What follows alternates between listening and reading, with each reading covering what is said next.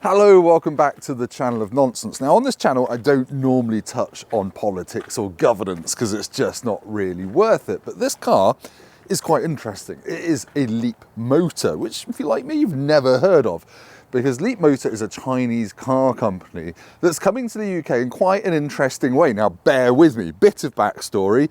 Stellantis, the big evil conglomerate that owns Jeep, Alfa Romeo, Peugeot, Citroen, DS and plenty of other companies, has invested €1.5 billion in LeapMotor over in China, basically so it can sell its cars in Europe and therefore sell more EVs, probably to hit its EV targets and everything. Now, I don't really care about all that stuff. I don't dislike Chinese cars. I'm not a crazy person on the internet. I just care if the product is good. So in this video, we're going to find out if this LeapMotor C10 is a viable alternative to the likes of the Skoda Enyaq. Let's find out. Sorry, that was all a bit serious. I really hate doing serious stuff. Let's just review the car.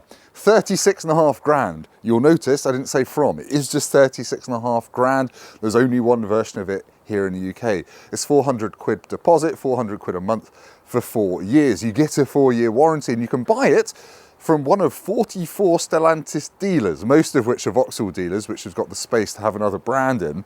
So yes, an unusual badge. That's about as familiar as I am to a hairbrush. But I think it looks okay. It looks like Darth Vader's plimsoll in this black. It looks nice. There's like a woodland green colour, some greys and things like that. Obviously LED headlights on all models. It's got that sort of slightly smoothed over EV look to it. But let's take a closer inspection of the LeapMotor. LeapMotor, LeapMotor. It sounds weird to say it for some reason. LeapMotor, LeapMotor.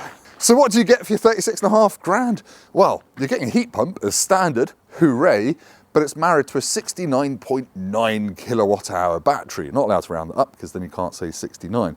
That will only get you 262 miles on paper. I'm guessing it's going to be more like 230, 240 in the real world. And it can't charge especially fast either. It's going to max out at 83 kilowatts, which is about half as fast as the competition. But in terms of size, it's 4.7 meters long. So that's Skoda Enyaq territory. It's on 20-inch wheels, although they look quite small. There's a lot of bodywork going on. Tell me what you think about its looks in the comments, because from the side, I'm less convinced than I am from the front. Okay, the C10's cabin is a little bit hit and miss. The hits are, it feels really solidly built. It feels as sturdy as anything the Germans have put out in the past 5 years, and all the material is actually nice and soft and it feels pleasant to be in. It's also just so airy, it gets bonus points for that, and you can swipe on the touchscreen between different scenes and different photos and things like that. Things I don't like. Yes, they've taken all the buttons away, and they've also not only taken the buttons away, but they seem to have nicked Tesla's steering wheel. So yes, you have to adjust the mirrors using the things on the steering wheel once you've used the touchscreen. It loses lots of points for that. Give us proper physical buttons for adjusting the door mirrors, please. Otherwise, the infotainment system is pretty good. It's a 14-inch screen. It doesn't have CarPlay or Android Auto, but the maps seem to work quite well. It's just annoying you have to use it for absolutely everything, including the temperature settings and all the rest of it. You do get a 10-inch driver's display there, which shows you your maps and also all your efficiency stats. There are some slightly not Western market features on the steering wheel, such as the button to lock the doors. I've never found that up there.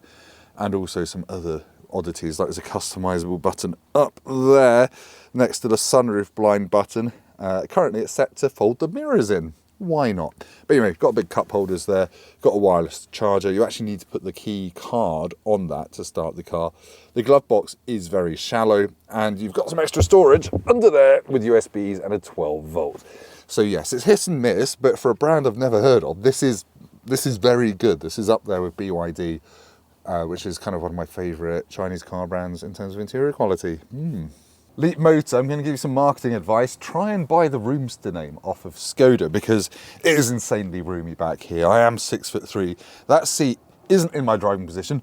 It'll go even further forward when I start the car. But look, got room for my feet, I've got room for my head. There's no weird battery pack intrusions, and it is a completely flat floor. So the wide middle seat is actually going to be usable.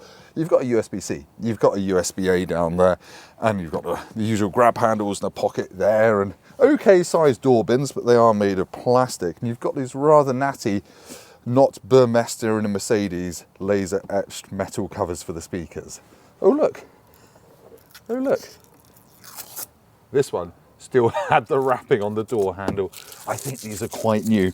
But yeah, in terms of using this as a family car, it is actually really good. It's got really easy to find ISOFIX points. The doors open nice and wide. My only disappointment is in the armrest, there are no cup holders. It's just a plain leather armrest. So I say leather, it's not. It is something called Oikotex.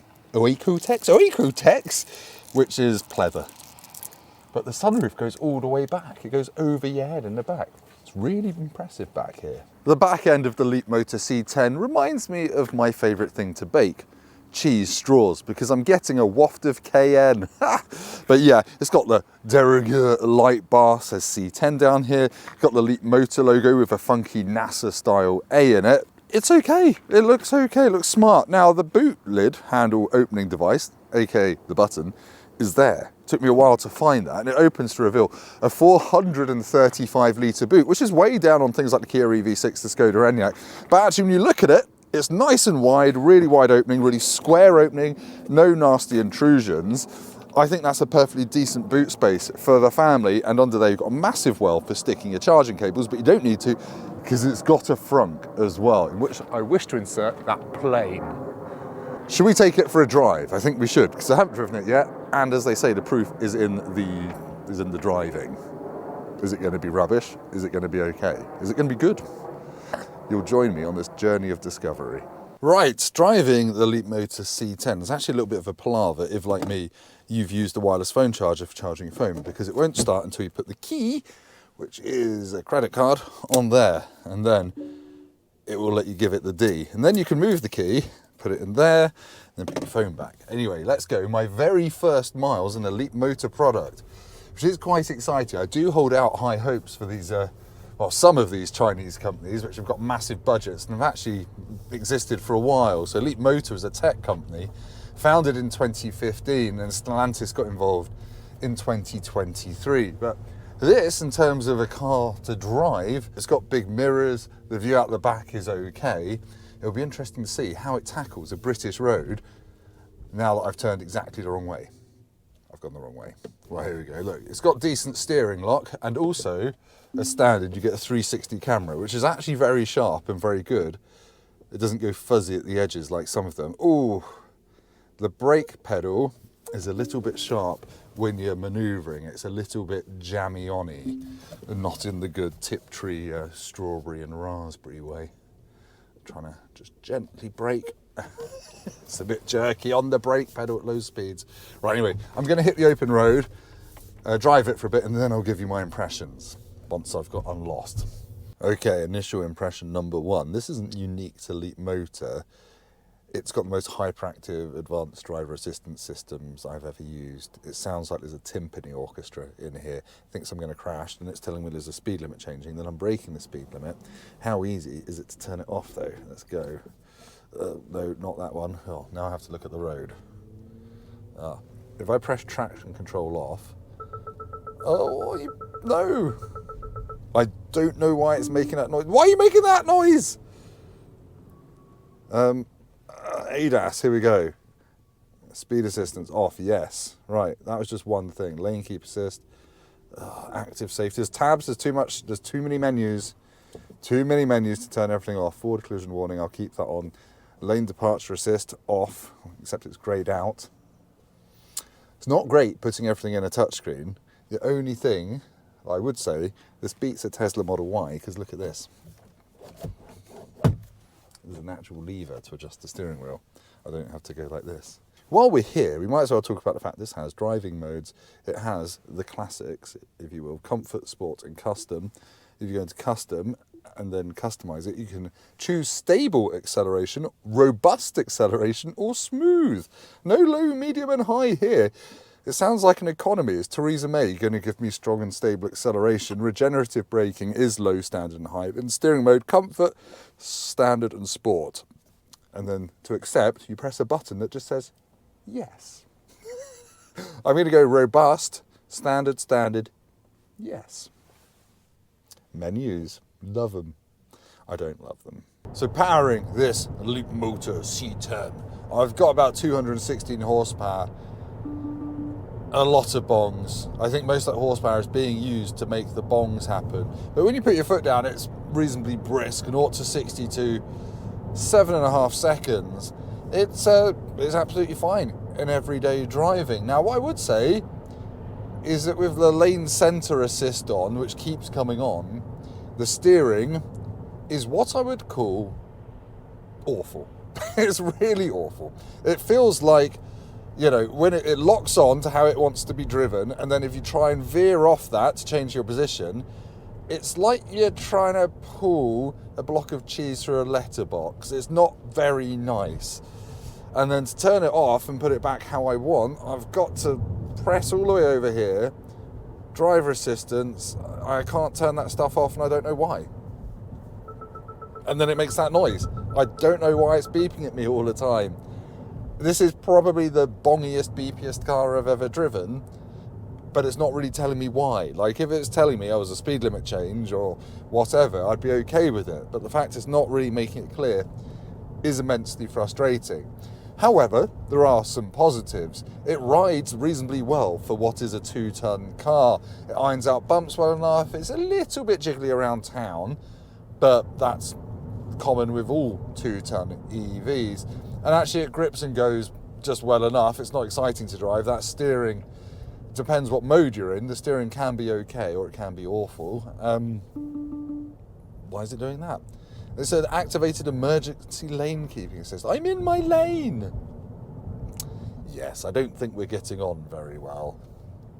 I don't think it's calibrated, the lane keeping assist, for someone who, like me, drives closer to the centre line than the left-hand line, because there's usually potholes and drain covers and badgers and ferrets and stuff over there at this time of year, and it wants me to be in the gutter, and I don't want to be in the gutter. So we're having a little argument, me and the car.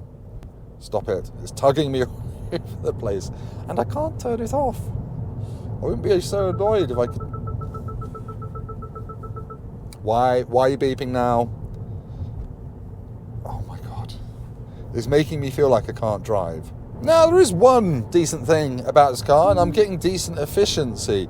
I've been driving it for about half an hour, and I've already averaged 3.4 miles per kilowatt hour, and it's a cold day. It's about 4 degrees.